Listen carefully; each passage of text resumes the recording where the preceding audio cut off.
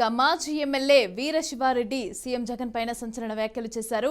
YS Rajasekhara Reddy ముఖ్యమంత్రిగా గొప్ప పాలన అందించారని, తండ్రి పేరు చెప్పి ఒక్క అవకాశం అంటూ అధికారాన్ని పొంది రాష్ట్రాన్ని 30 ఏళ్లు వెనక్కి తీసుకెళ్లారని ఆయన మండిపడ్డారు. ఇక నాడు తండ్రిని బెదిరించి 1000 కోట్లు జగన్ దోచుకున్నారని, ఇప్పుడు అధికారంలోకి వచ్చినప్పటి నుంచి లక్షల కోట్లు దోచుకున్నారని వీరశివారెడ్డి ఆరోపించారు.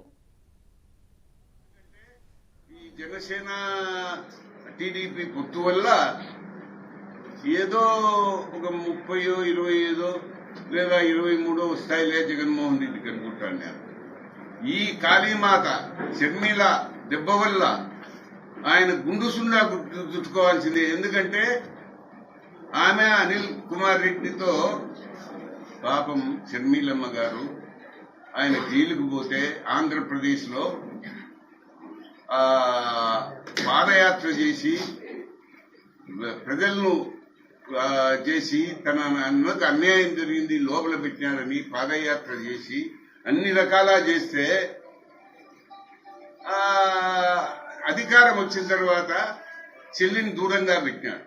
ప్రచారానికి పోయినప్పుడు నెత్తి మీద చేయబెట్టడం, ముద్దు పెట్టుకోవడం,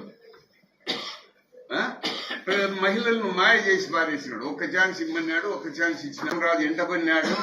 ఆయన కేసులన్నీ తొందరలోనే విచారణ వస్తాయి.